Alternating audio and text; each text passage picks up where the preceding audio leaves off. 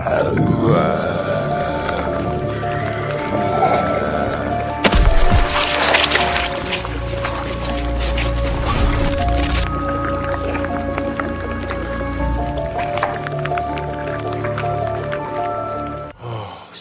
gonna die tonight.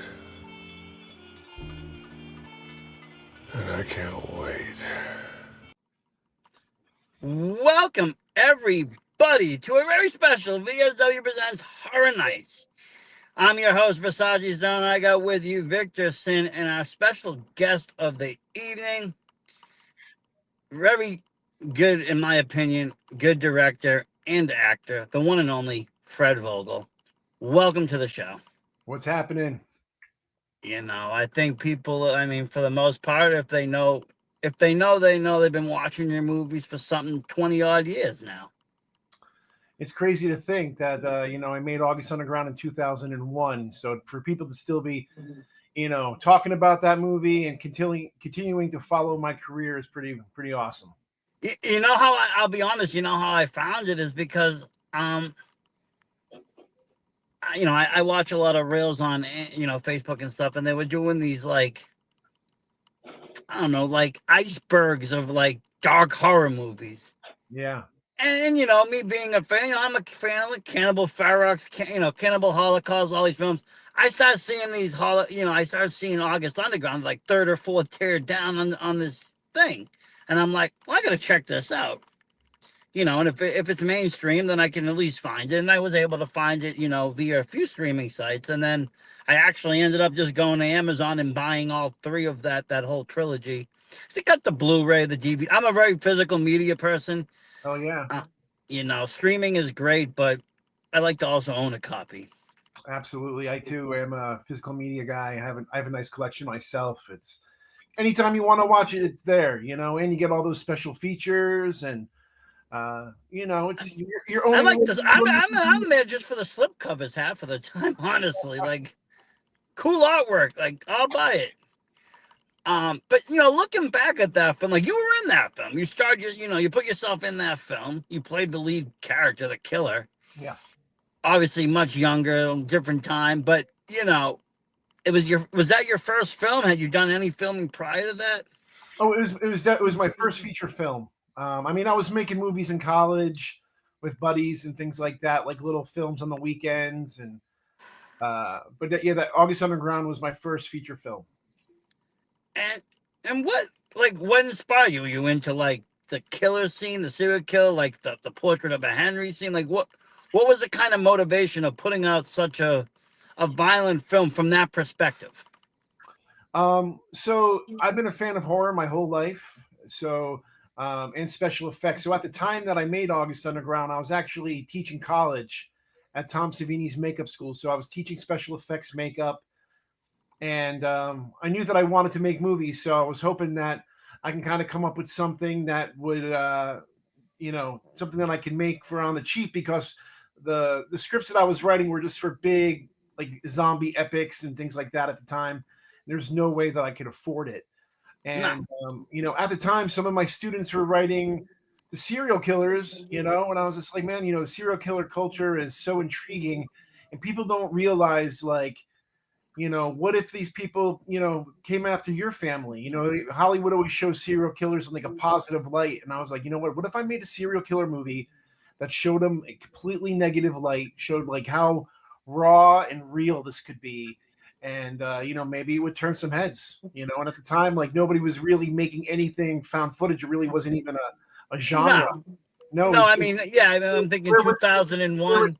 Blair Witch came out a year before. So and people were just kind of getting hip to it. Prior to that, you did like Cannibal Holocaust had been like prior to that 30 years ago. There was nothing out there.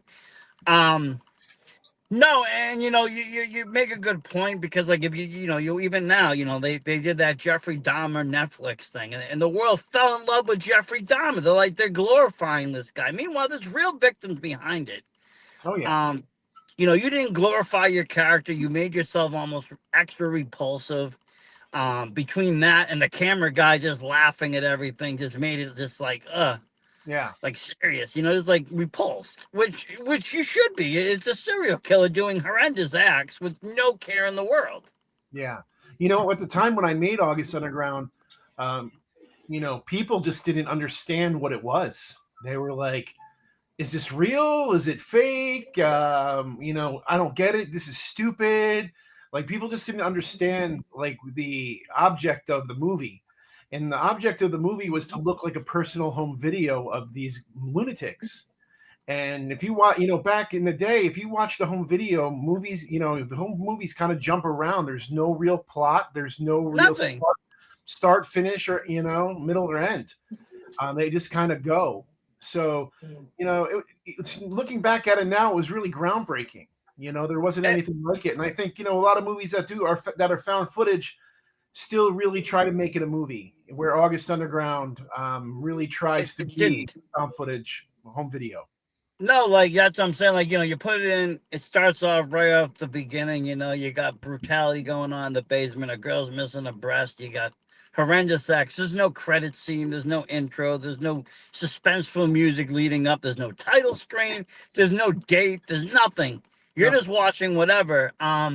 You don't know until the end of it, to the very end, that somebody named Fred Vogel put this out as a film. Yeah.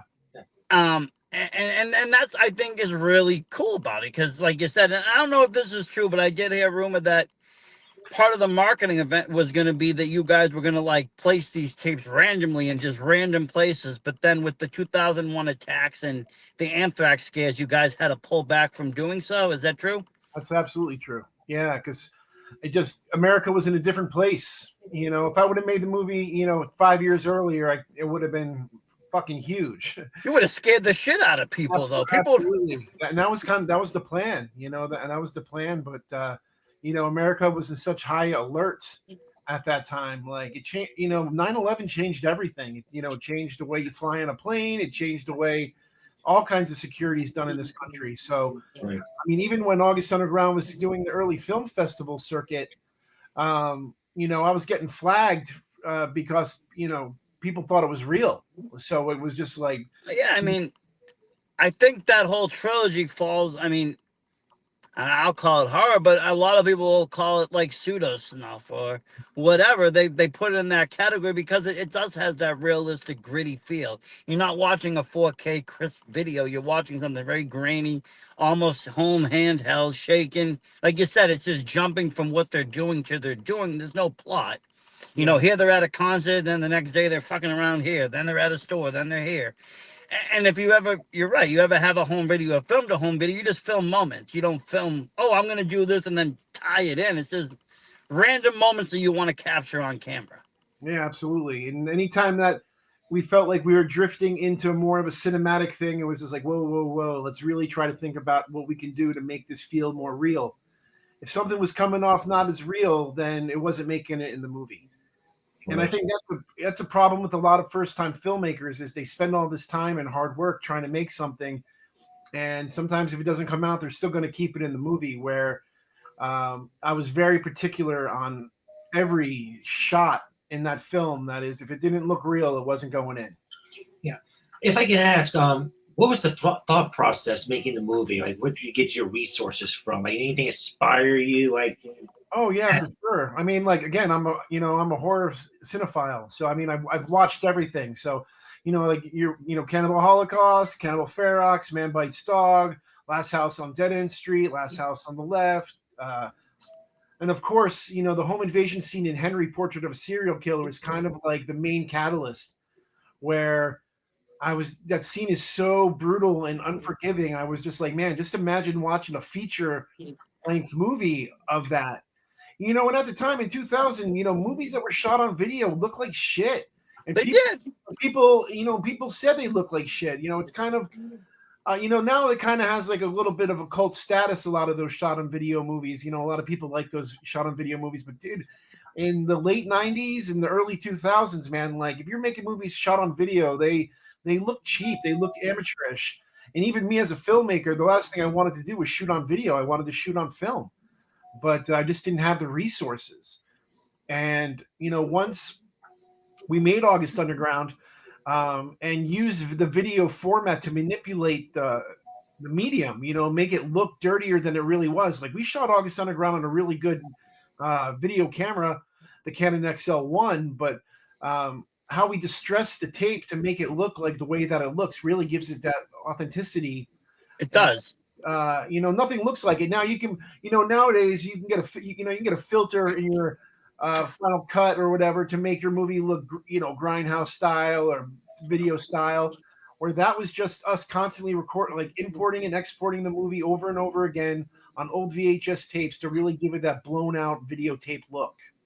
Yeah, like somebody would be copying it over and over again. Because as you know, like VHS, you would copy, or even transferring files, you lose a little bit. It loses a little bit. Yeah, And all of a sudden the quality is shitty. And you're right though. Today's movie market, I think a lot of people downgrade their videos on purpose. They want to give that the aesthetic feel. There's something actually even scary about watching horror movies that aren't in 4K, that are like 720 DPI, because you can't make out everything. The shadows are a little bit different, and it makes it a little bit more scarier. That's what August Underground totally did. Like, being so bleached out in some of them scenes and so pixelated where you really have to like focus in. Is that nipple really gone? Like, Nope. did he really just do that? Is that person dead? And it was able for us to kind of hide the makeup, because no matter what, a rubber foot looks like a rubber foot. You know what I mean? Like, but if you don't dwell on the effect and you only show it in passing, that brings out the reality to it. And I think, us doing these long takes and showing the effects not so in the forefront really made it scary. And again, it's not about the effects, it's about the two guys, it's about the guy on the screen and what he's I mean, even the fact that besides the torturing of the girl in the basement, I mean, a lot of the kills weren't very long out, drawn, saw-like tactic. I mean, one girl, you beat, we didn't even see it. It was just in the far forefront. People in the store got stabbed kind of quickly. It wasn't long process, but it was enough that it would be, this is how something would go down. They're not going to do a whole cinematic kill scene if they're serial killers. Yeah, absolutely. Let me ask you, what was the budget on that first film? On the first film, it was about $1,500 because I broke a convenience store glass window when I put my brother's head through it. Oh. That cost $600. And the rest of the money went to videotapes and some fake blood. But I had a lot of the materials at home. And how did you find casting for that? Like, how do you get a bunch of people to want to be in a movie like that? Well, I was, I was teaching at the Tom Savini Makeup School at the time, and one of my students named John Wisniewski, he was just like, "Hey, I'd like to be the casting director on this, and I'll try to find some girls and guys that we can put in the movie." And he brought a bunch of people to the table. And then I also had my brother and my cousin and, family members. My grandmother was in it. I thought that'd be really disturbing to kill an old lady, Yes. Just trying everything to be different, when you think of serial killer movies, it's always pretty people getting killed by pretty people. And that's the last thing I wanted. I wanted real people getting killed by real people. And, dude, I'm a 6'3", 250-pound guy. You know what I mean? And with a baby face at the time. So I kind of looked like somebody that you'd want to have help bring your groceries into your house, or you wouldn't mind getting into a car with, or having a beer and having a conversation and going home with them, instead of looking like a fucking mad lunatic. I let that side kind of come out when they're in the basement or they're in the situation. But all the other time, I'm smiling and trying to have, a fun time with it. No, and I thought that was interesting too. Just like I said, the way that the characters were all portrayed, everybody hyper realistic, like you're watching real. I didn't even. That's why I was acting. Like, did you use actors? Did you hire prostitutes? Like, what was the sourcing out of this? Because everybody in there looked very authentic, completely authentic. And a lot of people weren't actors. So that made it even more exciting for me because I just had to turn on the juice a little bit more. If I wasn't getting the performance out of them, I would just have to scare them even more. And it's again when you're 6'3", 250 pounds with a hammer, and not really, knowing like, oh, I just met Fred. It's not like they knew me well, a lot of them.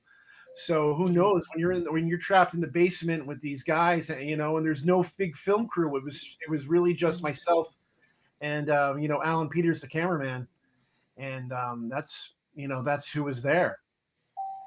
Yeah, no, and like I said, everything shot POV style, so you don't have any exterior shots. You don't get any shots really. It's just everything through that that one lens of what the home video shows. Yeah.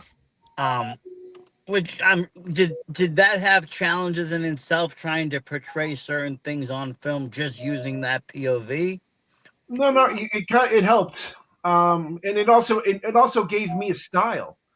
With coming up how like hiding special effects and making the special effects go and be hidden in a take.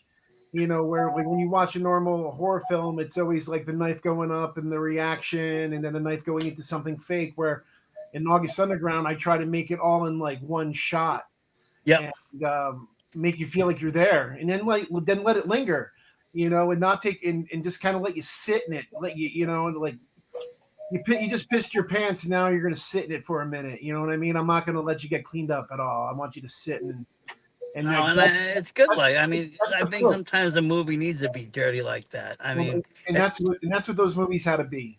Those movies couldn't be fun. They're not fun. They aren't an endurance test, and that's why they're on that iceberg. Is because they're not meant to be fun. It's meant to be like the next level of horror or exploitation. well, what you can do, how far can a camera go? I mean, at some point it becomes an art though, because you're not breaking laws, but it's how far can you take that camera? Where can you bring it? Where can you bring the mind? What thoughts can you do? I mean, there's people out there that made Serbian film. There's people out there that even made things like Megan is Missing and Necromantic. You have these weird, crazy films. How far can we take that camera and go with it? But Sure. at the same point, it also teaches a lot of moral stories along the way on some of them. I mean, in your case, I mean, there is people that exist like that. You never know who the hell your neighbors are. No. And something like Serbian Underground, be careful what the fuck you're signing up for.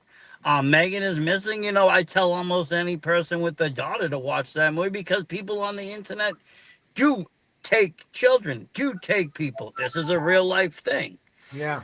Um, So, I mean, these movies do serve a purpose, as dark and as grim as they are. But then, like you said, you're working with effects. How can I make things look good? And I think, part of being, working with effects and knowing effects is also kind of like challenging yourself.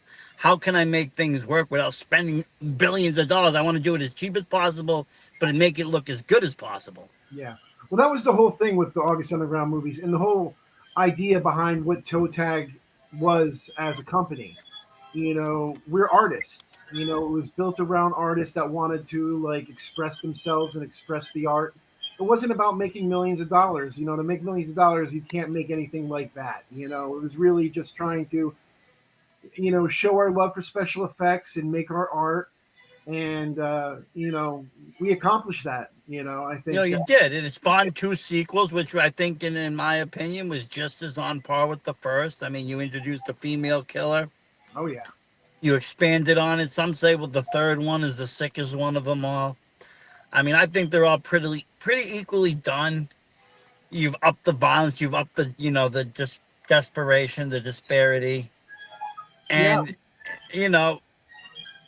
without going blockbuster, you can see movies like, I mean, you have other found footage films like, All Hallows Eve. Starts off dark clown killing girls. But then it nothing against Terrifier or that, but it went almost Hollywood on their sequels. They got bigger, but they got bigger. And they made it more the fight scenes more and this more. You didn't do that. You kept the same style going all throughout. We're found footage on a camera. We're doing the same kind of shit. It's just we're doing more of it. Now we have a new character involved, and this is what it is, which I like it. It was like a continuation. Well, it had to feel like another videotape that you just picked up in a pile in in an abandoned house. Of course, we got better going as we got, August Underground was the template. It was like, all right, well, this is what I think we should do. And then when we realized that it worked, and we went into what would become August Underground's Mortem, there was, the craft got a little bit better. And then, of course, bringing in Krusty, she was such an important piece to the puzzle, not only through the movies, but through Toe Tag as, the head creative of like all the art direction behind the movies.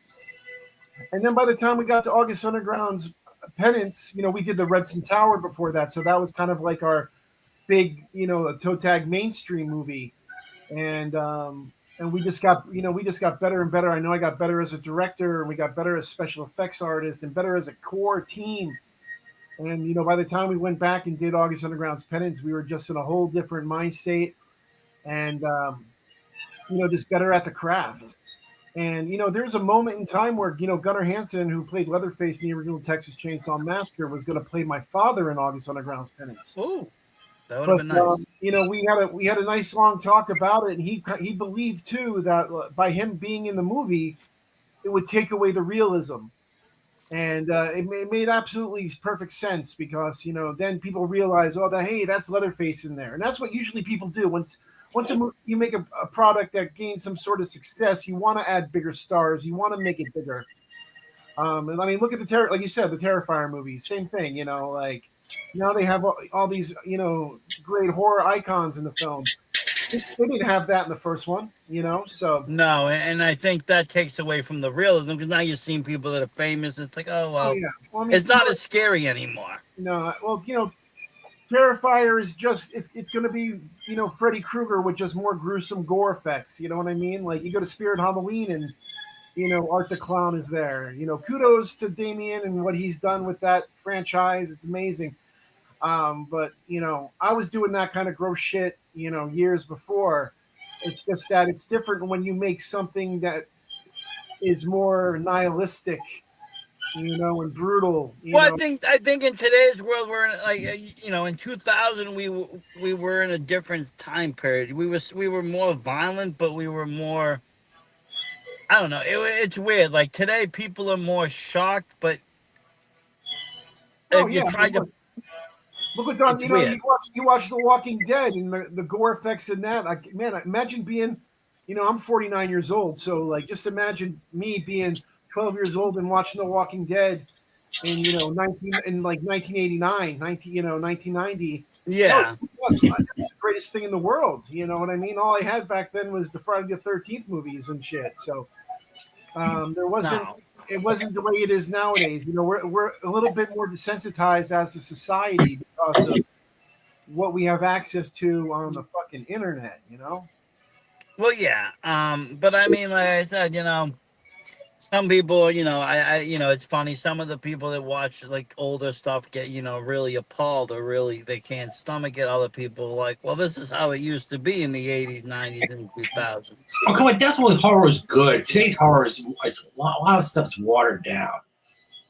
Oh, all the good ideas have been taken. But your next film was interesting too. You had, you had what was it, the lesbian film crew, and then the killer came out. Oh, Maskhead. Yes, that's a good one as well. I haven't watched it yet. I'll be honest. I bought it, but I haven't watched it yet. Yeah, so I've directed 8 feature films. Yeah. August Underground in 2001, August Underground's Mortem in 2003, the Redson Tower in 2006, kind of rolling to 2000. Oh, so that was in between the It was going in between the two. I just didn't want people to think I'm just the guy that makes these snuff movies. No, So, no. We ended up doing special effects for a movie called Murder Set Pieces, directed by Nick Palumbo in 2004.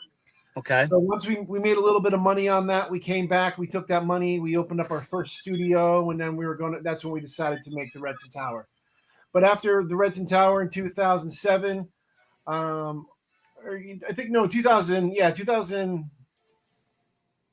2007 was August Underground's Penance. And then by 2009, we opened up our big studio. We made Murder Collection Volume 1 and Maskhead. We made both those that year. And then 2010, we did Sella Turcica.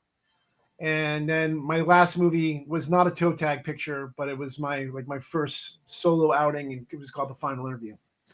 Now, let me ask you, those other ones like the mystery and murders, were those like feature films? So those were Oh all yeah, films. oh yeah, Okay. oh yeah. So Murder Collection is kind of like our take on The Faces of Death. At the time, there was these videos coming out, like Two Guys in a Hammer, like the real stuff that was on the internet, and the beheading videos, was Yeah, becoming. yeah, no, I remember those like with ISIS and all of that. Yeah, So so Toe Tag was like, hey, let's make our own movie that shows that kind of violence, but it's all our trickery in our special effects, and the way that we know how to shoot stuff. So we did everything from like a Japanese autopsy to home invasions to so credit card. almost just like, again, real footage kind of thrown together, but it's all cinematically It is, done. yeah. So the idea behind it is like you're watching a video clip show from the early stages of the internet. So Okay, it's I kind of got you. that's kind of, and it was a surprise. We didn't tell anybody we were making it. It just came out. It was one of No, I've those. been having trouble trying to find it. That's why I'm like trying to locate a Yeah. physical copy. I mean, Amazon keeps popping in and out, but they keep like So used. a lot of the dude, a lot of my movies are out of print, but right now Unearthed Films is kind of stepped up and wants to release all the toe tag catalog. So they just did the August Underground trilogy. Now Maskhead just came out a I couple. got that one.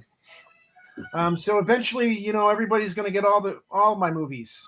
But if you want the first pressing original toe tag stuff, they're very hard to find. They're very expensive because there's only 1,000 to 2,000 of them. You know what I mean? They were all like, um, hand done. You know what I mean? Like Yeah, no, no, I totally. very underground, and very punk rock.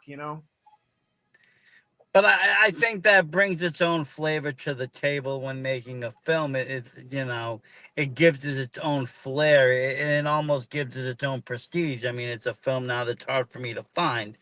You know, it makes me want to watch it even more because I can't go to the video store or Absolutely. wherever and buy it. I have to hunt it down on eBay or find somebody that has it, or I go to a lot of horror conventions and shit and have to ask around. Um, and see who has what. And then that's part of the hunt, and just in films in general, Yeah, you that's what try to makes it find fun. these films, especially when they're not mass marketed films. Yeah, that's what makes it fun about being a movie collector, is the hunt. Like when I was growing up, it was tape trading, Yeah. or going to video store, seeing who will sell me movies before you can get them previously viewed. You know what I Well, mean? see, like I said it to Victor today. I'm like, this is what I would be like if I, imagine, it's 19, whatever, 2001. I used to work Blockbuster. I used to be that guy. I rent, some movie for the family to sit around, and all of a sudden I put it in, and it starts off with some girl getting her fucking tit in the basement bleeding, and it's a real fucking snuff film that's been put in the video because they returned the wrong film. And I'm Yeah, just like, that could happen. sure. And that was the whole vibe that I kind of had going there. Like I picked up, like watching that, like I picked up the wrong film, and this is what I'm watching. Yeah. Well, Now, I mean, we're going to flash forward a little bit. I did watch your last film. I got the download. I am gonna order the 4K version, and I am gonna order the I see that you have cars, and you got like some other stuff. I'm a big stuff like collector editions, volumes, all the extra bells and whistles, lobby cards. I'm a big sucker for that. I'm just trying to get through convention season, and then I'm gonna spend more money. But I did buy the digital download to watch, and I sat there and watched it. And I mean, I'll be honest, right from the hook, when the guy goes, someone's gonna die tonight, and I can't wait. I was hooked on that. Like I was just like, this is gonna be good because now, your movie starts off, you color graded it down, like I said when I talked to you. It's I want to say it's set in the 70s or 80s. It takes place in the early '80s. So, it has that aesthetic right down to the sound, the Yeah. music that's playing, everything, the cars, the color, the color yellow looked different in the 80s than it does in a movie today. And, I notice those things. I do a lot of film stuff. I like, to make short films. I like to color grade things. I like to play around. I always like to make stuff look from that era of the 70s, 80s.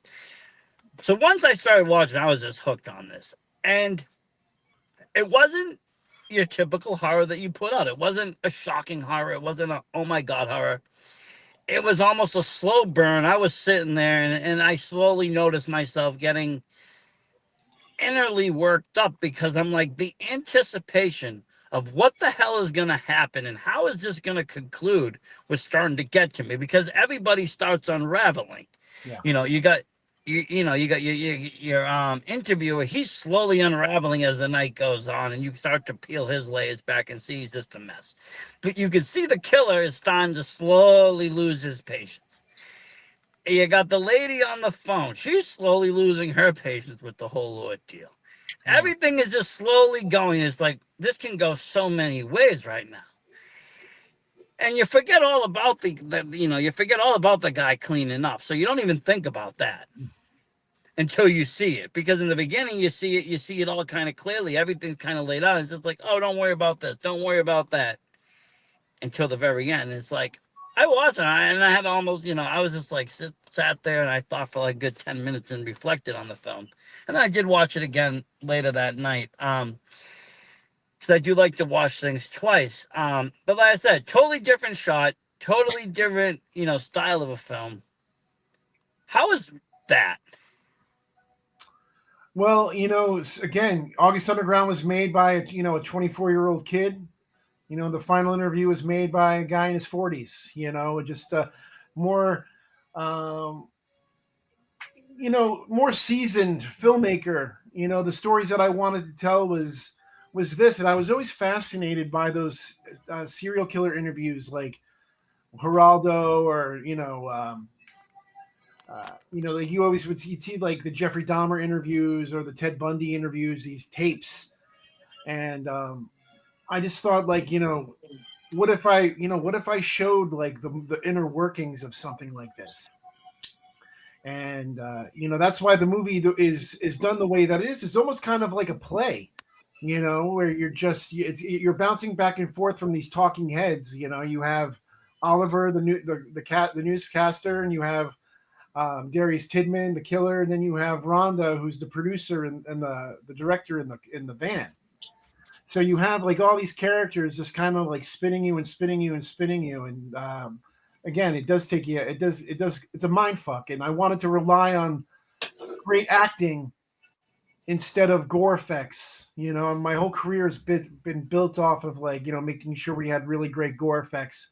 The stories have always been cool, but as a filmmaker, I wanted to grow and I wanted to try to tell a story. I think, if you watch Cella Turcica, that's more of a drama that has this really climactic horror ending. And it was kind of like I love dramas that have intense horror elements to it, like David Lynch or David Cronenberg. Yep.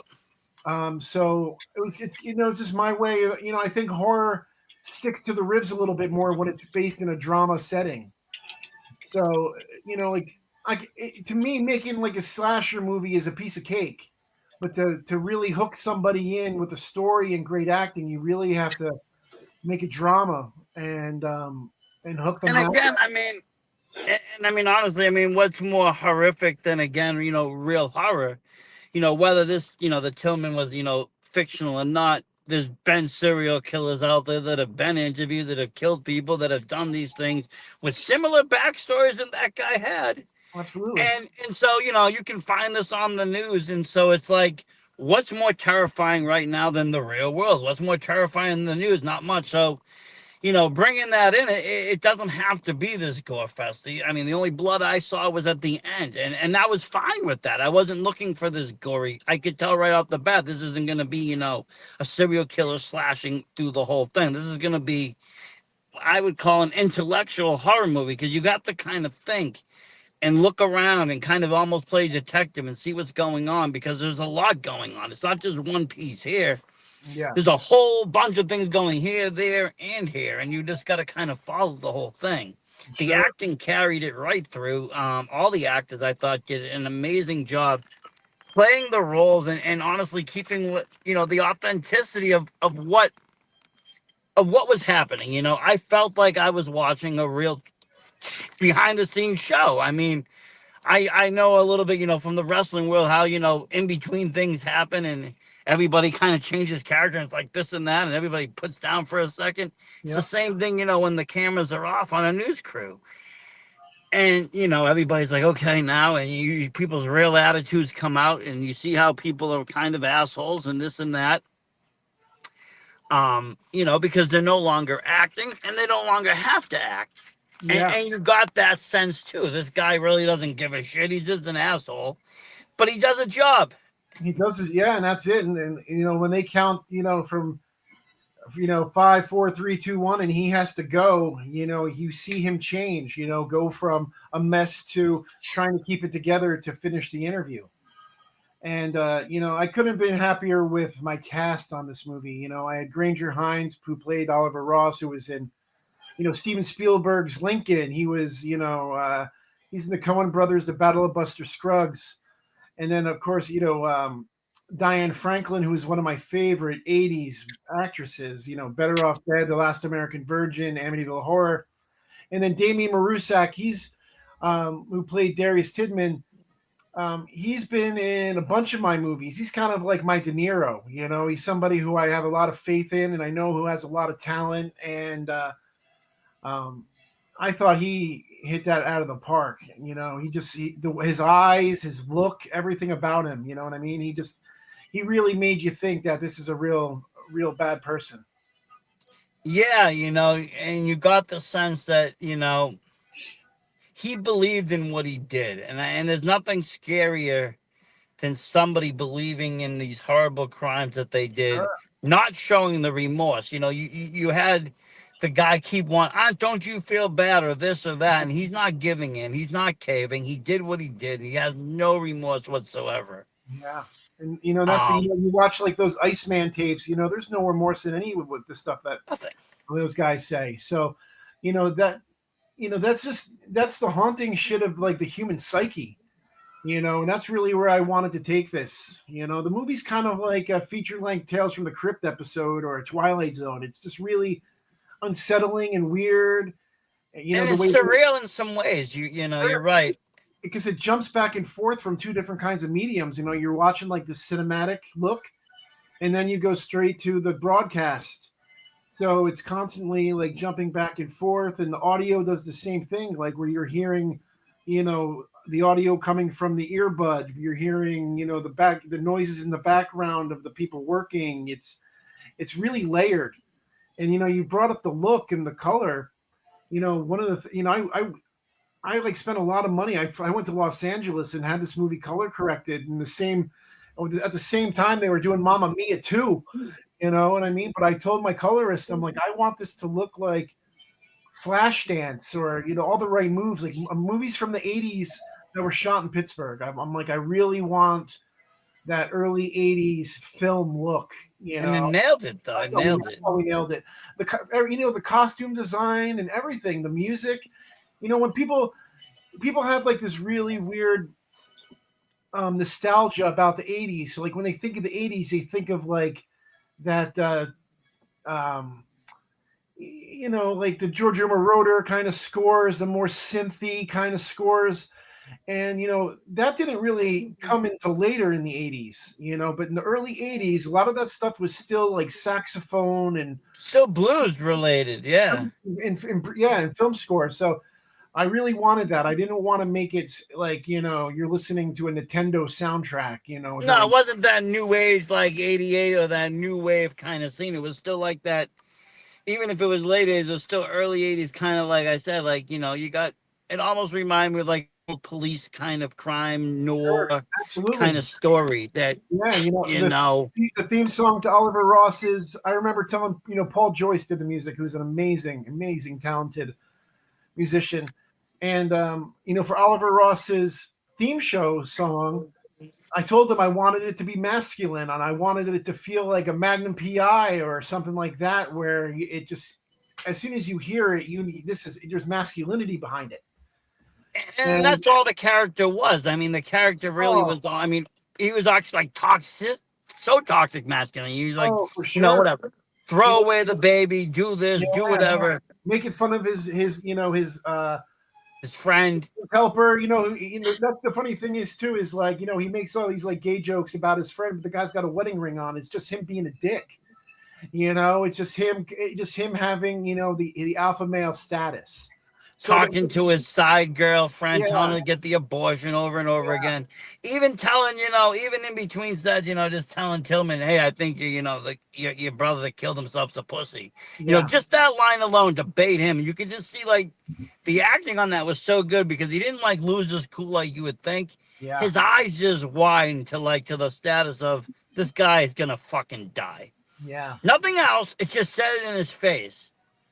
Yeah, no, there's some really, those guys, I said, they delivered some amazing performances. I really love the Mekong Delta monologue that Oliver Ross tells him about the first time he kills somebody, and that's just a very powerful scene. Now, is this all stuff that you wrote out? Did you do the writing on this No, one? so the script is written by one of my writing partner, Rebecca Swan. She's amazing amazing writer. So I come up pretty much how my movies work is I come up with the story, I come up with the characters, I lay everything all out, and then I try to write with a partner. And because I feel like sometimes when I'm doing all the writing, it sounds like the way that I talk. And one of the things about writing a movie is you need to find those other voices. And when you have a professional writer working with you, it's easy. That's what they do. They know how to find those voices. So I give them the ingredients, and they're able to make the cake. Oh, I love it. And like you said, this film, obviously you didn't work on a $1,500 budget on this one. No, this one was a little bit. This one was a little bit more. Yes. But we shot the movie in 9 days. Which is crazy. But when you don't have a lot of money, you have to plan. And again, I had movie stars on this movie. It was my first. Yeah, now you had actors. You had to pay. You had to pay actors and stuff. There was no dilly dallying around, and I wanted my sets to be professional, and I wanted my actors to not work an 18-hour day. Like when you're on an independent movie, sometimes you just keep going and going until the wheels fall off, and you're so tired.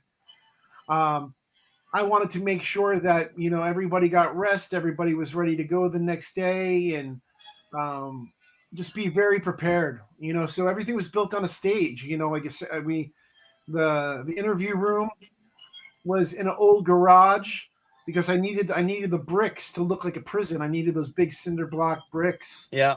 And then I was able to afford a prison for one day. So that day was a really long day. But it made the movie look like $1 million being able to shoot in that prison, have those big long halls, and have the doors. So it's a real prison? You just rent it out for the day. It's the same prison that Fincher shot Mindhunter in. You know what I mean? So it's a defunct prison. It's actually no longer there anymore. It's been torn down. But the exterior is the prison that we shoot Mayor Kingstown at. So were those all just actors that were in the cells? Yeah, those are all friends. Everybody in there is all friends. That I was just like, hey, come on down and fill these cells up. Yeah, be these prisoners. So that must have been like you said, a long day because you're trying to get every shot that you need done in a jail and done in there, and then everything else is going to be done everywhere else. Sure, yeah. So I mean, like when you see Tidman walking down the hall and then he comes into the room, like that's actually him at the prison walking through a door, and then when he sits down in the chair, that's actually him sitting in the set. A whole different area. But it's movie magic. Editing. Knowing how you're going to shoot things is so important. What we did was we actually brought the shelf that is behind Tidman in the set. We brought it to the prison because I knew that we needed to see that when he walks past it, so we can just put it up in a room and he walks past it and it'll edit flawlessly. So you have that, and that's how my brain works, man. Like I've been making movies in my brain since I was a little kid. I've wanted to make movies my whole life. Um, I What thought, made you want to make movies? Like, did you get inspired by horror as a kid? Did you just oh, for have a? sure. I mean, like, Frankenstein is like my favorite movie of all time. And Frankenstein made me love monsters. It made me love the dead. It made me love, how those movies look, the shadows and the black, movies shot in black and white. Like I was so fascinated by the early Universal monster movies. And then just like any kid, like you keep getting further and further down the hole, and you start watching more, extreme horror movies. And growing up in the 80s, man, when you had your pick of any film you wanted to at the video store, it was the greatest thing ever. Yeah. So I would just watch everything and anything. And it wasn't just horror movies. It was anything and everything. I was watching all kinds of movies. I was studying film. I was, we can have a conversation about any genre you want to talk about. I've watched a lot of stuff. And I think to be a great filmmaker, you have to study the craft. You have to know what influenced who, you know what I mean? Yeah, no, definitely. I mean, I'll say as a kid or younger, as a younger adult, not so much now. It has to be more, but I mean, I watched all genres, total genres, a lot of comedy, a lot of drama, a lot of um, just like you said, different stuff. Foreign film, a lot of foreign films. Oh yeah, man. Today, I mean, I kind of am more picky and choosy. I do just prefer to watch a lot more horror. I'll jump around and watch something if it sparks my interest. A lot of the comedies to me are never going to peak what they had in the 80s just because you're not going to get the same actors you had in the 80s. I was talking to the guy from Weekend at Bernie's, the guy that played Bernie Yeah, over John, the yeah. he was at one of the conventions and we were just, talking. I was like, you're never going to find a movie like this today that can be made like this, that would be this funny, that would even, gain such a cult standing. It's just, you can't capture those moments. So a lot of the stuff I don't watch, I end up watching horror because, contrary, I know Vic says that a lot of horror isn't good, but I think there is still a lot of horror good. I think you just got to get out of what's being mass produced, what's being made for the masses, and look at directors and see, find the directors that are putting stuff out for the direction of a film or to make that art. They're No, not making money, they're making art. And when they make the art, if the money comes, great. If it doesn't, they don't care because they made the art. yeah, no, there's definitely some good stuff. I mean, look at the kids that made Bring Her Back and Talk to Me. You know what I mean? Those Oh, are good. A24 right now is Yeah. killing it out there. There's another great movie from Argentina called The Evil Within that I thought was really amazing. Yep. I do too. I turn over a lot of rocks, man. And I'm hoping to find the next great horror movie to support and to show other people. Like that was like my whole life as a young adult, teenager too, was turning my friends on to movies. And it was like, oh, you've never seen Gummo, you've never seen Pink Flamingos, you've never seen I Spit on Your Grave, you've never seen this. I was showing my friends all these movies. Yeah, well, you got to watch John Waters films if you want, even if you're not, to even understand some modern horror, you need to watch John Waters films, even though they weren't technically horror films. It shows depravity, and to learn the depravity, that's how you can make a really scary horror film. Absolutely. I mean, like, God, man, I'll watch The Elephant Man, and and it'll send all kinds of different emotions. I mean, you're talking about, like you said, going into videos. I remember going in. I one night, me and my friends, my dad allowed me to rent whatever in the horror genres or whatever. So me and my friends rent two movies. One, what is it? Paint Me Blood Red, and the other was Female Trouble. And here I got a John Waters film. I got a guy. You got somebody they basically raped themselves on camera, which I found out later, which I'm very impressed with cinematically, being into cinema. I'm like, that's a cool trick. Yeah. But, you got to really kind of, at that point, being, 12 or 13, I was like, what the fuck am I watching here? Yeah. This is wild. That's the best part. It's like, when I turn people on to the Greasy Strangler or, whatever, there's movies out there that are worth, fucking up a person's head. You know what I mean? And it's a good thing. You hope that, it's like even my movies, when somebody who's never seen any of my movies watches something and it it opens a brand new door. It opens a third eye or whatever you want to call it. Well, what do you think, Vic? You watched today for the first time ever. You watched August Underground. They stuffed shit in that girl's boob. I've Yeah. never seen anything like that before. No. And that was because Versace's like they just put shit in that girl's boob. I was like, no way. It's like, yep, they just fucking put shit in that girl's boob. Okay. Yeah. And that's what I like. I like the unique style. I mean, that's something like that. No one, who the hell would think? Now, granted, I did think for a second, what the fuck's wrong with you? You know, for having a scene like that. But but no, it's unique. It's fresh. It's something. Versace's trying to show me a lot of shock, like moments in movies these days, like Cannibal Holocaust. I looked at that as in like, you don't fuck around in the Amazon jungle. That's what happens when you do. Yeah, sure. That much of a shock value there. But but August Underground was one of the most shocking ones you've shown me so far. You know, I honestly, in my opinion, I think that's more gruesome than Serbian just because it seems more realistic.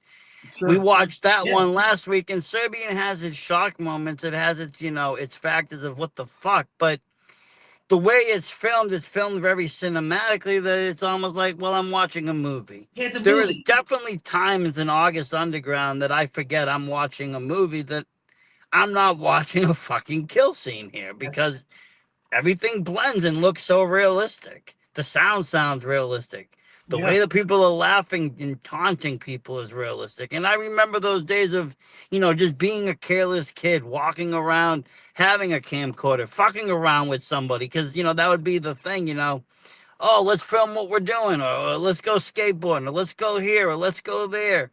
Oh, they're going to fuck around with the grocery drive. Oh, my boy's going to steal some beer. Let's film it. That's exactly. I remember those days. That's exactly it. In the early 2000s, Jackass was just getting started. People were shooting.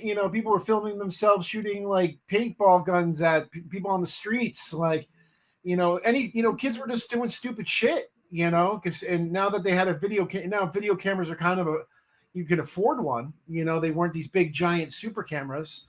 It was actually something you could hold in your hand.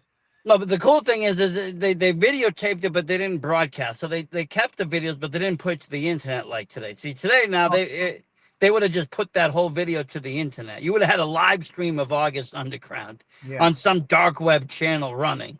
For sure. When I first made August Underground, a lot of the clips from it would end up on those sites. You'd go to like Oakrish or a lot of those sites, they escape me, now, but back in the day, like, August Underground clips would pop up and people would think that stuff is all real. Oh yeah. I mean, and I think, in some ways, that's like kudos to the artist, kudos to the chef here. You've made a film so real that people are putting it in true crime sites. Like, this is wild. Yeah. In a lot of ways. And it's also a good tribute to your gore effects, saying, hey, these people are thinking this is really snuff. We're doing something right on the gore effects. Yeah. Well, there again, Toe Tag is made up of a bunch of amazing artists. Myself and Jeremy Cruz, who did all the special effects from August Underground's Mortem he's a master. And then, Krusty, who did all the art until she left in 2009, and then of course my wife Shelby produces all the movies. So it's a family of artists that just wanted to create sick and twisted shit, and it was just our way to express the art, and it's a way for me to just express myself because I don't I'm a pretty normal person, you know what I mean, and I don't condone violence, and I don't condone any of that kind of stuff, and I want violence to hurt. I want it to be scary. I don't want it to be funny. That's why the violence in my films is never funny. It's always as real as possible and brutal as possible because that's how violence is. And, until you've experienced it, unfortunately, I had a moment in my life where my cousin was murdered, and it made me not want to make horror movies anymore because I thought I was just putting bad juju out in the world. And, my family was just like, Fred, you can't stop doing what you're doing. This is like your art, it's like, it's the paintings that I want to paint. if I don't have a way to have an outlet for that, who knows what kind of person or mental state I would be in. So No, it's it's true. you know, that's why my art, you know, my art has always been a little macabre. You know, I was born with a macabre gene, a little dark. But you know what? I think, I'm very macabre myself. I'm very dark. I like these dark films. I like these twisted films.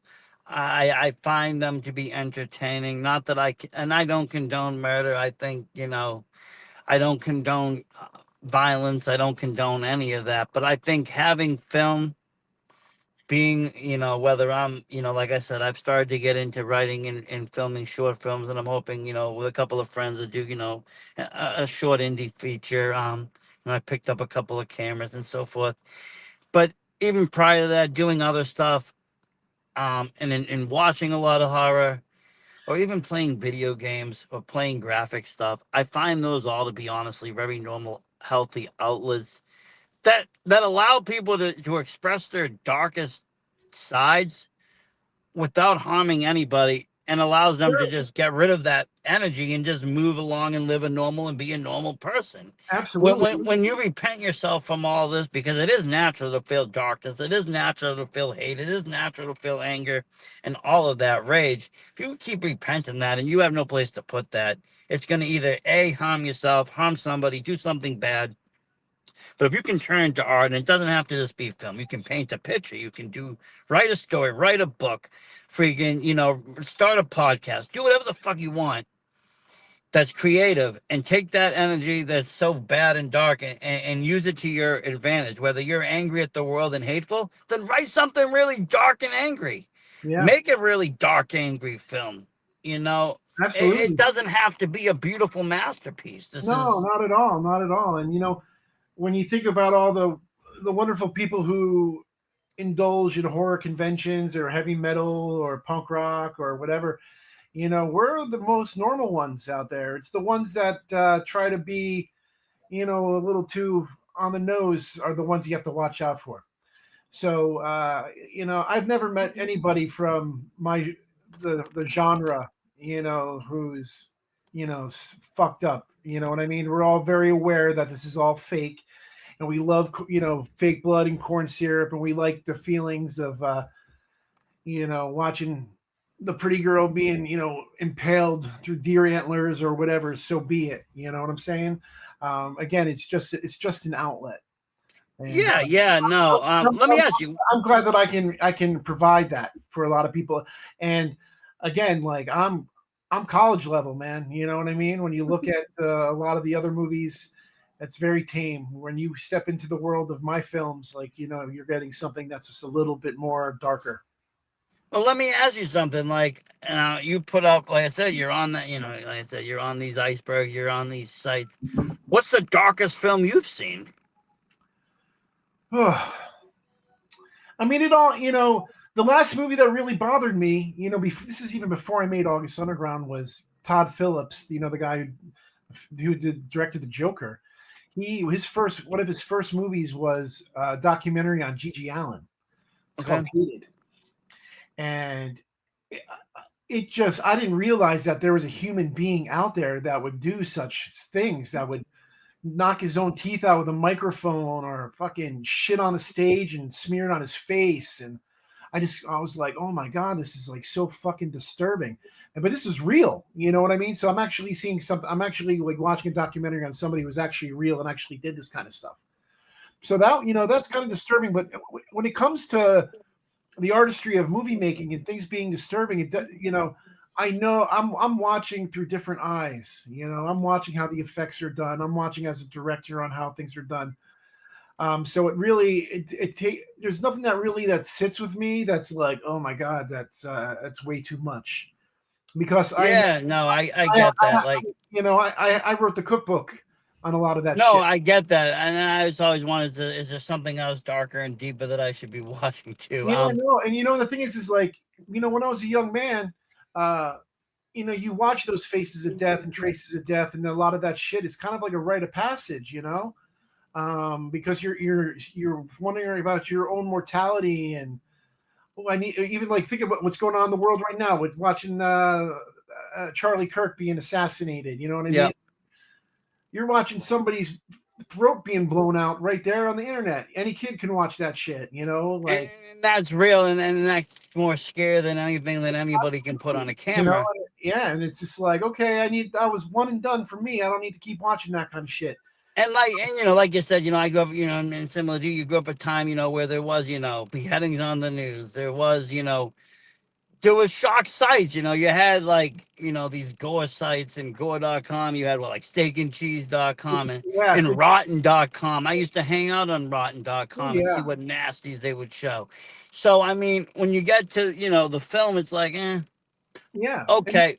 And you change. You know what I mean? Like, sometimes people become parents and they can't watch shit like that. And I can tell you how many of like my most dedicated toe tag fans won't watch it, who loved August Underground back in the day, will not watch them anymore. It's because now that their senses change, and there's nothing You, wrong with that. You know what I you know mean? what's funny for me? I think I love it even more now that after I've had a kid. Now that I've had all the struggles and stress of having the Yeah, child, I think I like this even more because it's more of an outlet. It's more of a what the fuck. yeah. There you Um, go. So and you that know, just there's a, shows a different perspective. Everybody's different. it You know, is. and And that's every movie is gonna touch someone different, like you said, nothing really resonates. I would say that I'm pretty desensitized when it comes to horror. I've just watched so much horror, so much gore, so much violence, so much stuff that you watch it over and over again. Like you said, it's not what am I seeing. It's more like how are they doing. You start asking different questions. How ooh, that's a cool shot. Oh, this is done differently than that. But there's one movie that I will say resonated with me when I first turned like 18, 19 that I watched it. This mind fucked me. I never did hard drugs because of it. And that was Requiem for a Dream. The sure, way that movie was presented, it didn't glorify drugs in any which way. And it made me, while other kids in my area turned to opiates and did other shit, I just was like, I just kept having these visions of these scenes, the endings of everybody's downfall, just being like, fuck that, that ain't gonna be me. for sure. Right? That's a great movie to bring up too, is because like, watching somebody decline is horrible. You know what I mean? Like watching somebody uh starting off in an arc, being beautiful and happy and life is good, and then becoming a junkie and then falling down and dying. Like that's a horrible. That somewhere in our life we might have known somebody like that, or we know like this is wrong and this is the way you don't want to live your life. And of course that sinks in. I remember going to the theater to see Kids, Larry Yep. Clark's Kids, Yep. and I went with a girl that used to run a video store in my hometown. Her and I were like the two big cinephiles. So we went. We had to drive far away. It was like an hour and a half to go see Kids because it wasn't playing anywhere. But we go see it, and we didn't talk to each other for a good 40 minutes after the movie was done because we were both just so in shock in what we just saw. Because I grew up in New Jersey, man. Like I would take the train into Manhattan and go buy weed in Washington Square Park and hang out with the skateboarders, and those kids were my age. Yep. Leo Fitzpatrick, all those kids, you know what I mean? All those guys are in their late 40s now, but these were city kids. These are people that like you'd see on the street. Harmony Korine and like all those guys going to the tunnel in Manhattan. Like so that shit just felt so close to home and so real that like you watch that movie and you see at the end of the movie like Casper being like, oh my god, what did I done, knowing that Jenny's got AIDS, and it's like, oh, like as a young person who's sexually active, like that's the most terrifying thing in the whole fucking No, world. especially then, if you think of the time period, there was a lot Oh of my god, yeah, because stigmas and misconceptions, and a lot of there wasn't yeah, there wasn't any of the medications or out there, so it was no, almost like a no, death sentence. yeah. And People were afraid of that when stuff. you're 16, 17, 18, 19 years old, man, all you want to do is fuck. Yeah, It's terrifying to see what's going on because you see this beautiful girl, Chloe Sevigny, and then all of a sudden now she's got AIDS because of this kid. When you just watched him make out with this girl and have sex with this virgin, knowing she's got it now.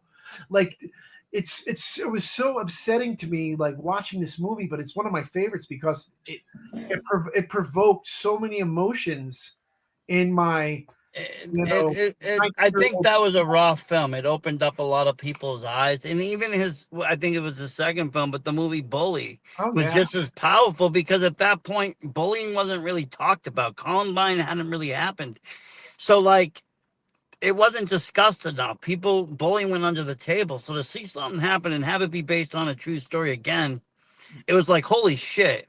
yeah, And just seeing, again, I think there's something really airy and a little bit, scary about seeing real kids kind of plot out a fucking murder. When you see 13, 14, and 15-year-olds sitting there and plotting out a murder and knowing that they don't know what the fuck they're doing, but seeing it done so sloppily that they think they're, smartest thing, and they're planning basically, and they don't know the repercussions. They don't even know the moral dilemma that they're going to get themselves into after the fact. They just think, wow, I'm killing somebody. This is fucking cool. I've seen this in video games. I've seen this on movies. yeah, This dude was a Mortal Kombat guy in that game. He's like, I'm going to chop his head off or whatever. And it's like, at the end of it, everybody is just really sick of what they've done. Nobody can hold their shit together, And again, even though maybe it was justified, maybe it wasn't. The dude was a horrible character. Again, somebody got killed. And it's like, yeah.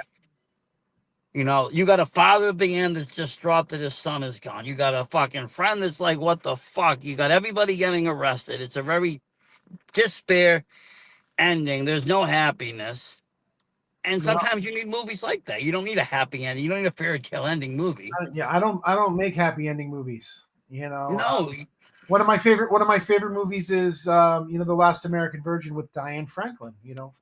And that movie ends on a complete downer. And I remember watching it as a very young person and being like, wow, you can make a movie where the guy doesn't get the girl at the end, and it's a complete fuck up like scenario where like he just paid for her abortion and sold the stereo to pay for it, and now she's gonna go back to the same dude after you did all this stuff and you love her, and she's gonna go right back to this guy.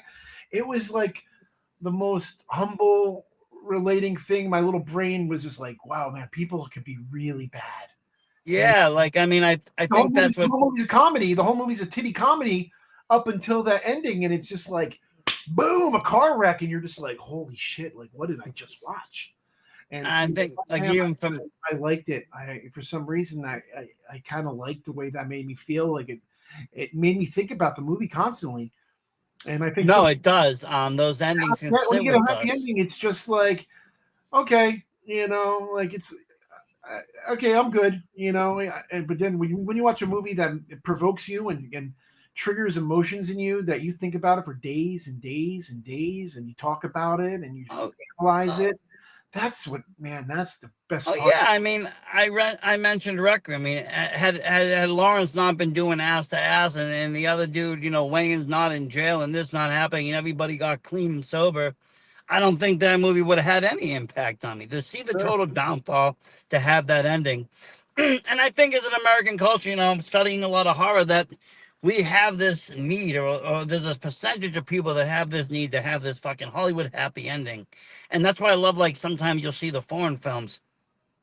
They're very much different. Like I was watching, Don't Say a Word or Don't Speak, Mhm. the original version, and the original ending, this couple steals the kid and cuts the girl's tongue out and steals a new kid, kills their parents. In the American version, the mother's got to come and save it and save her the day.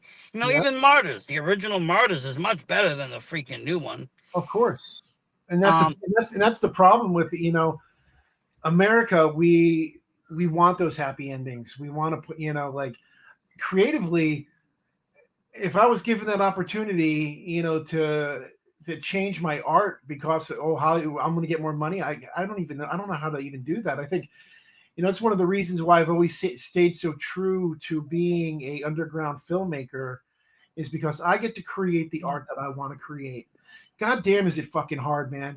I finance all my movies. It's um, I don't have big studios being like, hey Fred, here's millions of dollars, go make something. I think they're more afraid of me because the way that I create the art forms that I create. And I'm fine with that. By me having the struggle makes me think outside the box. It it gives me opportunities to be true to the art that I'm creating. And when you have, so like my day job, I work on big studio movies. You know what I mean? Like right now I'm working on a TV show for Apple, but and I just know how the big machine works, and the money's great, but as an artist, it's a little different. You have the compromise, and you have so many people telling you what to do and what you cannot do. When it comes to my films or toe tag movies, it's usually just us, egging each other on to, make the most sick and depraved shit that we can, I and like it though. I like it. And I mean, like you said, you don't really write happy ending, but I mean, the final interview, I wouldn't say the ending was the worst. I mean, it was happy to some people. I mean, the guy was an asshole. yeah, no, for sure. And like when Swan wrote the script, the ending was the ending was, I don't want to. First, still a lot of people haven't seen it because No, I'm not gonna give it away. I want people to watch it. sure. And what's really weird about myself is that I'm known for these August Underground films. So a lot of people don't even realize that I've made 8 feature films. They just think that I've made these August Underground movies. They have no other, because of my movies are out of print. They're very hard to get. So they've cast a very big shadow. When it came to the final interview, Swan wanted to have, she comes from a Hollywood background, so the red herring in the movie was kind of going to be the way that the movie was going to end, and I was just like, that's not how a Fred Vogel movie ends. Violence comes out of nowhere. That is the reality of true violence. Some people, you don't know when your life is going to be taken from you 9 times. No, and that's the scary part of it. That's Scary part is the violence. absolutely, and that's why, and that's why in my movies I always try to make it look like that and come out of nowhere, because that's where violence really stems from. It's very primal, it's very raw, and Yeah, I mean, one minute you're giving head, the next minute you're pounding the girl's head, and it's just like it was like that. But that's how quick the violence, ascended. That's how quick it went. sure, absolutely, And the sick fuckers we are, we're like, she didn't say the safe word. yeah. Well, But no, I mean, honestly, I didn't know what was gonna happen because I got the guy with I see the pen, and the pen was in my head the whole movie from the beginning when he was fighting with it. I'm like, is this dude gonna, something gonna happen with the pen? Is something gonna happen here? What's gonna happen? How is this gonna end? How is this gonna get wrapped up? Because by the end of this, last 5 minutes of the movie, I'm kind of tense, and I don't usually get tense in horror films. I don't usually get tense, but I'm just psychologically tense because these guys have had such tension in this room. And I know what it's like to be in an interview. I understand that. Mine never get that tense, but I can picture it. And I'm just, I can almost cut the tension with the knife through the TV of what I'm watching. And I'm just like, this is fucking tense. These two are about to kill each other. Someone's going to just snap. Yeah. But I don't know how. I don't know when. And it's going to be really kind of cool to see how this wraps up. Yeah. And I think it wrapped up in a way that was very satisfying on a lot of levels, but also just like, wow, I wasn't expecting that way to end. I was expecting this, but not like that. No, for sure. And again, I'm making a movie about the early 80s. So like if you think about that time frame from 75 to 83, 84, think about how those movies ended. Think about how Dog Day Afternoon ends. Think about how The Godfather ends. Think of, it's never, it's not how the movies end today. You know what I mean? Those movies, they kind of, they gave you this weird sense. They wanted you, filmmakers back then wanted you to go after the movie, go sit down at a coffee shop, have a cup of coffee, talk about the movie. Nowadays, movies are, when they end, you turn off your Netflix and you go to fucking bed. You know what I mean? It's not the same. Yeah, no, and I mean the age of the critic is whatever, no, but nobody really Yeah. sits and discusses films. Nobody sits there and No. discusses. No, and that's what it is. You got to remember, like, what is film? It's art. It is. And there are people who love my movies, and then there are people who fucking hate my movies. there are people who think I'm the greatest thing since sliced bread, and then there are people who think I'm a piece of shit, and I couldn't make a good movie. And that's great. I love being either black or white. You know what I mean? That's the same as the podcast world, Vic. There's people that love us and people that hate us. Yeah, so like if I just wrote in the gray area where like he's all right, you know what I mean? Like I don't want to be that guy. That's sitting on the fucking fence. That's playing both sides. At the end of the day, do you, and wherever the fucking people land, they land. If the people hate you, guess what? They're hating you not because, in this case, they're hating you not because of you. It's because you produced something that was so vile that they're fucking disgusted. And if that's the case, well, guess what? You probably succeeded on some level with that. If they love you for the cinematic geniusness, then you succeeded in that. Either which way, you've succeeded. Yeah, and you know what? And the thing is like once you read about me or my movies, like you have the opportunity to not watch. You know what I mean? Like you don't have to watch my stuff. I can tell you how many times. I can't even find half of your shit. Never mind. Well, it takes me effort. Well, that's the best part. For the longest time, the August Underground movies were very hard to find.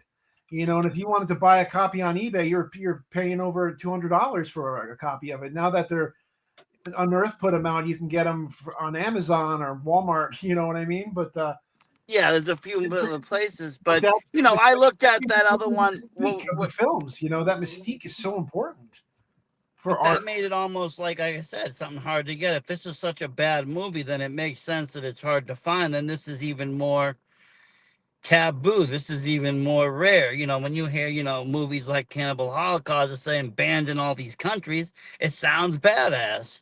Yeah. That just sounds like, oh my God, there's got to be something disturbing. I mean, people don't realize that, you can get movies banned for the stupidest shit, but some of it is even bad. Some of it honestly isn't even that bad. Like some of the rating stuff is like, Again, we're watching, you're living in an age where, like you said, you turn on the news and someone just got shot in the neck. And now you want to tell me that I can't add these two scenes to a movie without fucking changing a rating. It's like, change the news rating then. Yeah. No, and that's, and each country has different rules and regulations, like I was arrested in Canada for the August Underground movies. Were you? Yeah. Going into Canada, they red flagged us and they arrested me on like 16 obscenity laws. And they detained me for, I was going up to do an autograph signing for Rue Morgue magazine. And they wouldn't let me take, after they called, the head of Ottawa to do a background check on me and all this stuff, they finally, they let me in, but I wasn't able to take any of my art in. And then, every other time going into Canada, I had such a problem. And I love Canada, dude. I have so many great friends in Canada, Rue Morgue magazine, the people. And it's not even because you have a criminal record. It's just they don't like, it's just the horror and just they don't like it. And they didn't want me to bring my American filth into their country. Same thing with Australia. They've seized movies in Australia and the Netherlands and all kinds. No, I see that. I can see that. So, but that's just that comes with it. When you make any kind of art like this, it's up for interpretation, and countries have the rights to say yes or no if they want it in there.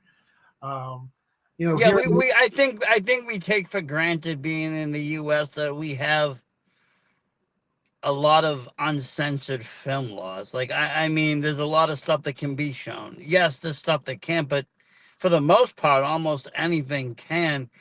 And they don't get banned like other countries, because there's a lot of stuff in other countries that get banned or watered down. They got to cut it out or cut it down and change the rating. I mean, especially and also in the U.S., you have that opportunity. It's not out of the question, especially in today's age, to get out of Hollywood, produce it independently. It's going to be a little bit harder. You're taking it out of pocket. You're finding investors. You're doing all this crazy shit. But then you're getting to put out the film that you want to put out. You don't have to listen to anybody. Yeah. And that's the way to go. I just wish I was able to get a little bit more money, because with a little bit more money, then I can get the actors that I want, and I can get the equipment and the locations and things like that. Would you have changed stuff in Underground if you had more money to make it? Well, in August Underground, I didn't know what I was making. You know what I mean? Like, I knew I was living in that farmhouse, and the movie takes place mostly there and in the basement and all around. I was using like practical locations, but it all depends on the story that I'm telling. The scripts that I have written now, of the projects that I want to make are definitely a lot bigger. Um, it's hard to go back to that period of time again. Like I said, I was like 24 years old. Yeah, your mind's in a totally different space, and Yeah, and cinema's in a different spot. sure. And two, I didn't mind eating peanut butter and jelly sandwiches all the time, but now I got a mortgage and car payments, and I like to go out to dinner and buy what I want to buy and shit like that. And I work hard for that. And Yeah, no. my making underground movies, there's not a lot of there's not a lot of money in it. It's a way for me to express the art, but I want to be able to do both. I want to be But I able think to. you became a little. I mean, I think in your case, you expressed the art, but you also became a little bit of a legend in that genre because it was, nobody had ever seen anything like that. They're saying what in a violent nature is the first, movie from a killer's point of view. That's not really true. You did it yourself. That was you. Like Yeah. that movie was through the killer's eyes. There's somebody filming and laughing, and there's somebody killing, and that is it. There's nothing else to it. And I mean, like you said, I mean, I don't think, you probably could never go back. But, I was just wondering if at the time, if you had an Oh, of extra course. I mean, 10,000, was there things in your head that you were like, oh I my want to god, do, I yeah. want to put together? Especially effects wise, I would have loved to have been able to show more and pull more stuff off gag wise with some of the effects. Um, you know, I remember like in the first early drafts of like August Underground script, like doing like really great beheadings and stuff I was able to do in August Underground's Penance. We had a little bit more money to throw out the materials. There's that great scene in August Underground's Penance where the body's on the table, and like I saw into the arm and the blood squirts out of it, and I cut off the head, and you see all the guts on the table. That shit's brutal. And if I would have had the money during the first one, like I could have done stuff like that. I just didn't have it at the time. No, and I mean, and honestly, I mean, I think it in that kind of a film, the effects, I mean, obviously you're using practical effects, which makes all these movies really important. If you used any VFX, it would have killed the illusion right off the bat. But honestly, having a little bit less gore in that first film, having a little bit less of the kill scene, not seeing as much of the torture, not seeing as much of it, just seeing bits and pieces, but also seeing, this filthy basement, this filthy atmosphere. Yeah, like you could smell it. You know what I mean? Like I wanted you when you're looking at the movie, like I want you to be able to smell what that basement smells. Oh, I could. And having a little bit of that less of it and not using the effects made it even more terrifying, almost like real. If For someone sure. I really mean, doing this isn't going to try to let's get a really good kill scene for this camera. They're just going to do what they're doing. yeah. And it's kind of like what Spielberg did in Jaws. The shark wasn't working, so we had to think outside the box. I had to do the same. I had to do the same thing. It was like, oh shit. Well, I don't have the money to do this. What do I need to show? What do we need to show? Okay, I need to make sure that I have a hammer that looks really good, that is rubber. I need to make sure that the blood looks really good, and like the nipple effect is going to look killer. You know what I mean? Like the few set pieces that needed to be done had to be perfect. And I'm so glad that in August Underground there are those scenes where it's just like, wow, when you do see some of that gore. People are always like, oh man, August Underground is so bloody and gruesome, and it's like, no, it's not. It's kind of No, like it's not. I wouldn't say it's bloody and gruesome. It's violent, but yeah, it's not bloody and no, gruesome. it's nihilistic. Gunnar Hansen was a friend of mine, and he was one of the first people to see August Underground. And I remember him telling me, he's just like, Fred, he's like, August Underground is your Texas Chainsaw Massacre, man. He's like, I felt the same way walking out of the first time I saw Chainsaw, the way I felt walking out of your movie. Like it's just so raw and unforgiving. And that was like the greatest compliment I've ever gotten in my entire life. That and the Roger Watkins, who directed Last House on Dead End Street, who said August Underground is like the Citizen Kane of horror movies. Jesus, These that's impressive right these are there. But like, it is. I mean, I have to say that you've done a great job, not just with the August Underground series, but I mean, like I said, even in your mature self, putting out, I would call it a psychological horror. I would call the final interview, because you're not seeing a lot of this visual terror. You're not seeing the murders. You're not seeing the serial killer stalking his prey and killing people. You're not seeing all that, but you're feeling the tenseness of the words. You're feeling the uncomfortability that these two are having, and you're putting yourself in the position. This guy's calling this guy's friend all these names. He's baiting him. He's calling him all this shit. He's saying all this, and it makes you feel uncomfortable. Like, what the hell's going on here? What am I watching? You that's, know, who's the bad guy here? Again, asking yourself yeah, all these no, questions. and again, it's the final interview was made out of desperation because I wanted to make a movie. I got really close to making something a lot bigger, and the money fell through. And I was like, holy shit, man, it's been a long time since I made a movie. Like, I need to make something. So the idea of just doing this interview was something that I'm like, I can do for pretty cheap. And then of course it grew when when the script came back, and I'm like, man, I need to have really good actors, or this could be a failure. You know what I mean? Like, the acting is so key in this movie, Yeah, and for me to trust some inexperienced person because I couldn't pay them would ruin such a great dialogue and a great story. So I had to put up the money to get Granger and to get Diane and to get Damien and get it the way that I wanted to do it, because again, the movie's three talking heads for an hour and a half, and it is, but if it doesn't feel that way. And it's not executed properly, it's going to bore you and take you out of it. And that's where I really believe that my craft came into breaking, telling the story and having the audio switches and the different looks of the film to it kind of make it did. happen.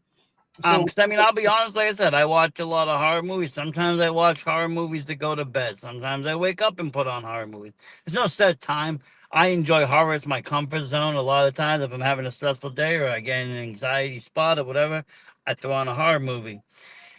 A lot of the horror movies, I'll watch like 15, 20 minutes of it, and then I'm off and doing something on my phone, or I end up getting in my head and I want to go do my own project or something else or whatever it is. I have to say, when I watched the final interview, I was enthralled, and I had to actually watch the whole thing in its entirety. And I wasn't able to like turn it off and pause it and go watch. And there's only a very few movies that have me like grabbed like that, where I don't end up watching it over the course of 3 days and just sit there and watch it. yeah, And I had to know how it ended. I had to know where these characters are going. I had to know what was gonna happen. Was this going to happen? Was that going to happen? The clock's ticking. This is going on. You think of all these scenarios that could happen, and you're seeing this interview and you're listening to it. And at some points, you're almost feeling sympathy for this guy. The serial killer in this movie, you almost feel at certain points sympathy for, because he has a story that is like, oh shit, he's almost, part of his, and it's his environment, man. He didn't choose this life threw him there. He's been dealt this rotten hand. He's lost his parents, he lost all this shit. It's very different than your August Underground killer, where you just repulsed by this dude. yeah, And so it almost puts you in a twist, and then you got this guy baiting him, and you're like, well, I kind of hope he gets pardoned. I hope that the mayor pulls through. yeah. Well, I try that with all of my films, and eventually when you get a chance to check everything out, maybe we could do this again, and we could talk about those other films, because I always try to uh, grow as a filmmaker and try different things. I'm not afraid to fail, um, because I want to get better. You know what I mean? No, there Like, is no failing. I mean, yeah, you can put out some that's not successful, but it's still a learning process. And if you can learn from something, it's definitely not a failure. You've learned. yeah, for sure. Well, I mean, again, like I taught college for 3 years, so I'm used to trying to pick people up and help them express themselves and to create. And again, I'm a huge Frankenstein fan, so I am a mad scientist, and I need to make my monsters, and I need So to. who knows? Maybe when I start doing my films, I'll be racking your brain for ideas of how should I execute this and how should I execute that? Because I mean, everybody needs practical effects. Yeah, for sure. But no, I mean, I do. I like I said, I have plans. I did locate a few of your films that I besides those four, and then the latest one. Some of them are in my Amazon cart. Some of them are pricey. One of them was like 100 and something dollars. I'm just like, you know what the hell with it. It's got to be good if it's that expensive. But It's just because there's not many made. no, and that's fine too. I'm a collector of stuff. So if Yeah. I have something rare, shoot, maybe I'll ship it to you, have you sign it. You can send it back, and it'll double its value, and it'll go in my wall of horror. But I do like I said, to watch film, and I do like to have physical copies, even though I end up, I still buy all the streaming services. I know Yeah. your films, like your those three, and what is it? I'm gonna keep screwing up, but Maskhead, Mascot, yeah. yeah, they're all streaming on, some network that just started streaming all these, They crazy, cranked.com. yeah, crank up, and so. I know it's streaming on there. I can watch it for free. I have that on my TV, but I still went out, still bought the DVDs with the Yeah, Blu-ray, you see all just the so I can features. put it inside the damn player. Yeah. And Um, I want you to see all the special features that they're jam packed with hours and hours of behind the scenes and showing you how we make the character, how we do all the special effects, like what it was like being on set.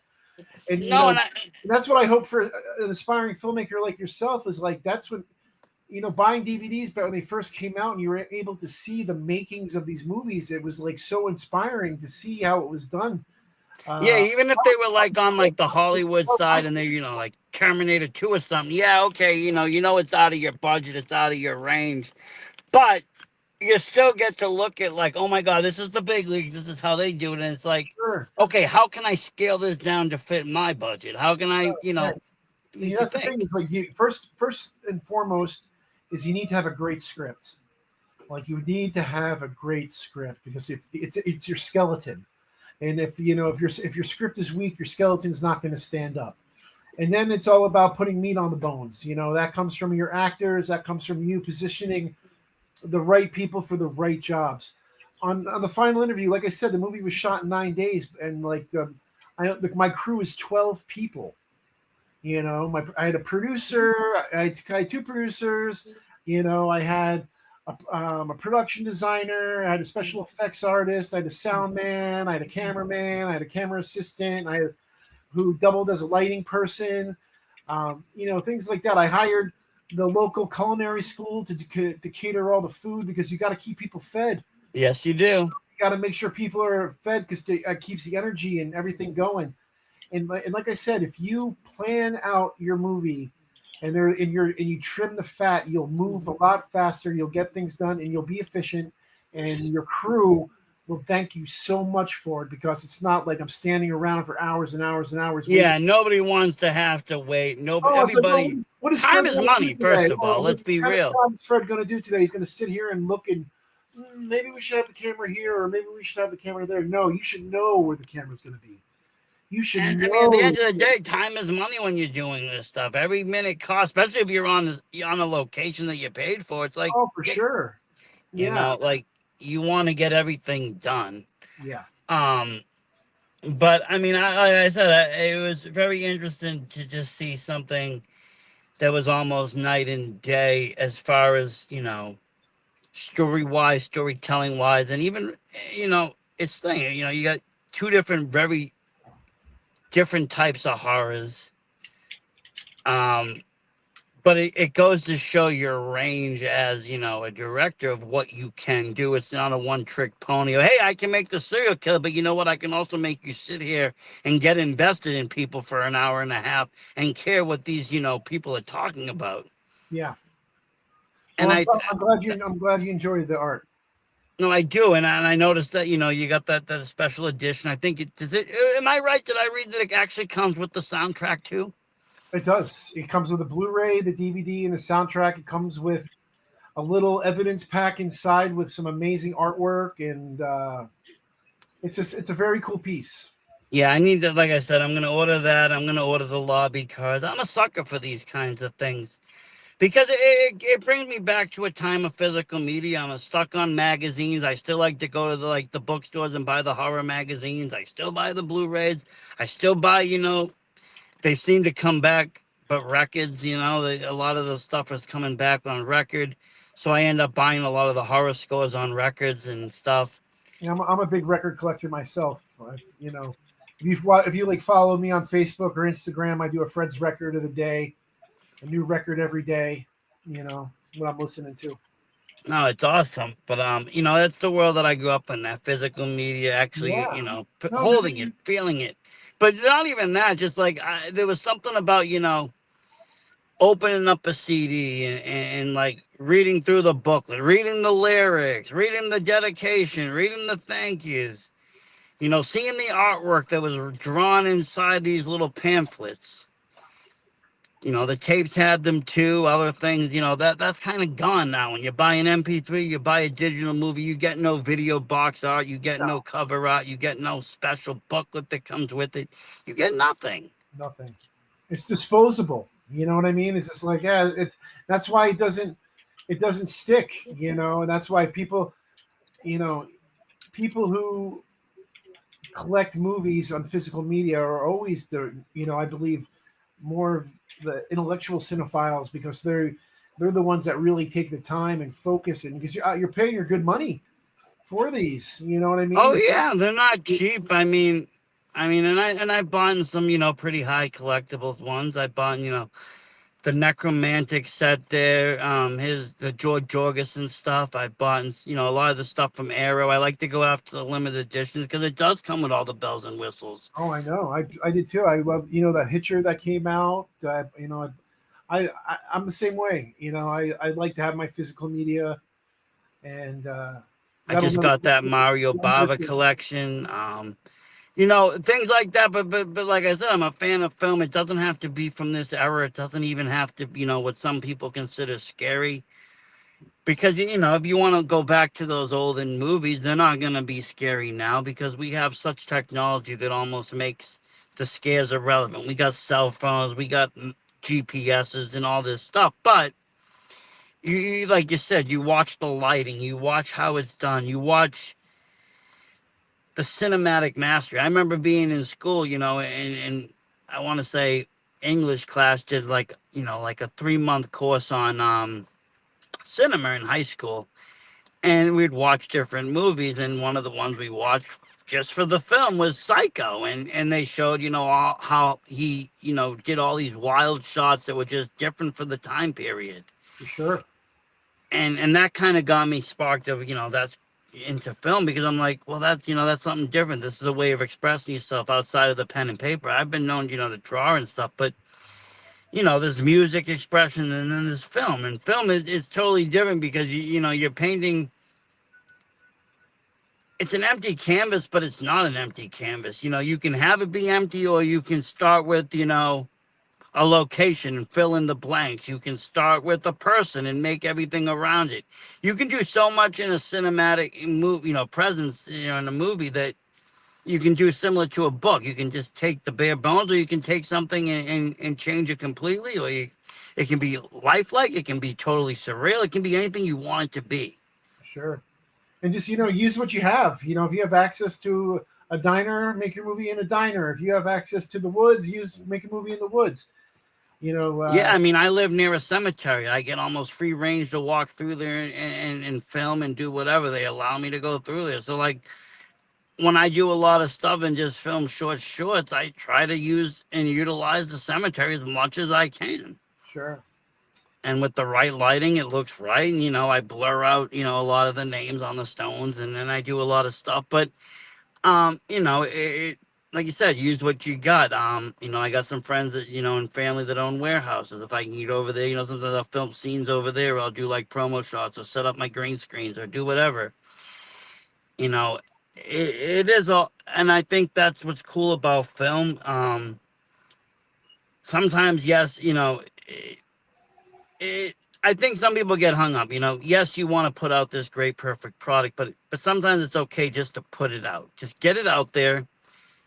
knowing that it's not going to be the 100% perfect, but you've done everything that you possibly were able to work with to get it there.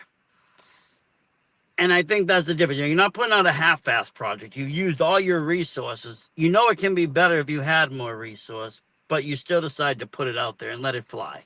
Sure.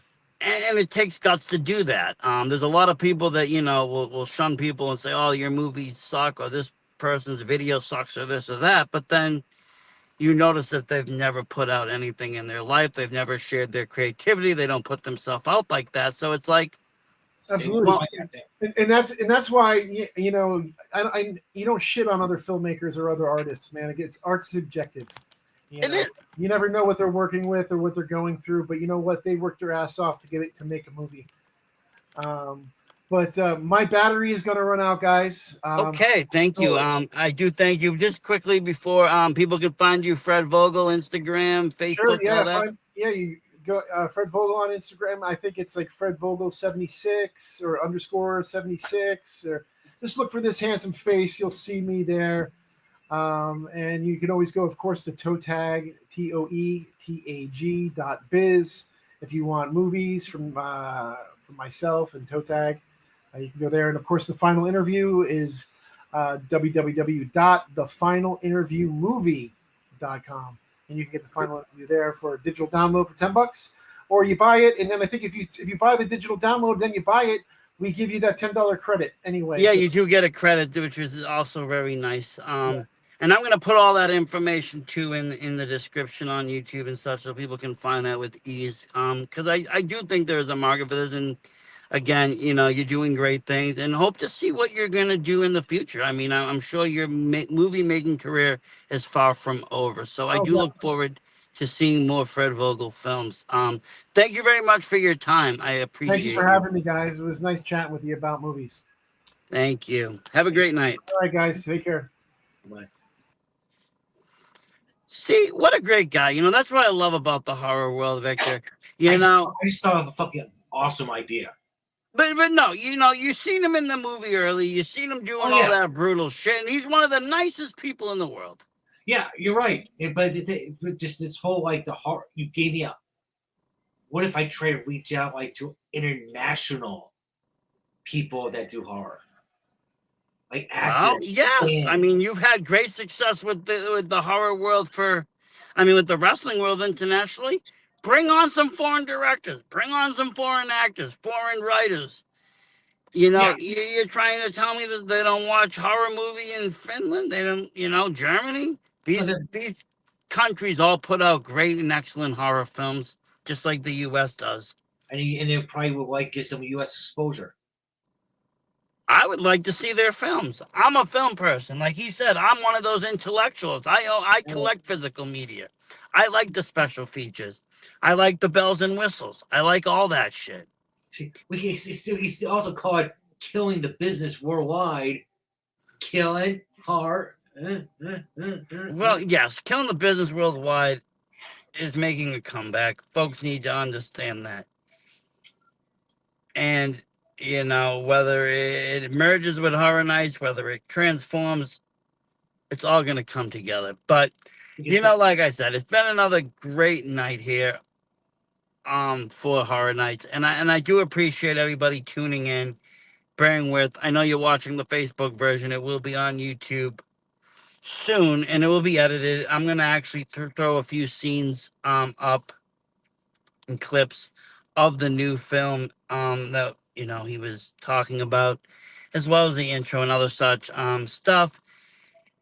If you like the bells and whistles versions of things, then go to YouTube for it. If you like the bare bones interview, then you're watching it right now here on Facebook. And I do appreciate everybody that checks this out. We do have more horror people coming on as we got more conventions coming on. And now with Victor saying, great idea. I think that's a great thing to do. Let's get into the foreign horror market. Let's invite people. Let's talk to people. Let's get known. And then who knows, Victor, maybe we'll be making the next underground horror film. And the fucked up thing about it all is I really thought when I brought up that idea, we were not recording anymore. But you also have all the land you also have all the creepy ass land in Vermont to film on. So I could film like horror movies for days in your wooded areas. Just fucking let me know. Location, Especially location. Right now, I have 2 properties. You'll have females in the chicken coop. Probably. It'll only be for the scene, though. Don't worry. See, they were all friends. They were all actors. But honestly, watching that video today, didn't they look like pros? Yeah. I thought I was watching somebody hire 2 pros to work on camera and just, here you go. Because you do hear about that. You do hear about people just hiring hookers. WWE did it when The Godfather walked down. Those were all real hookers. They didn't hire models and they didn't use wrestlers. No, because Vince was probably fucking them all in the back. Maybe. Or that's just what was cheaper or they could afford. But thank you, everybody, for watching. It's been another great episode of Horror Nights. Stay spooky, everyone. We're out. Peace.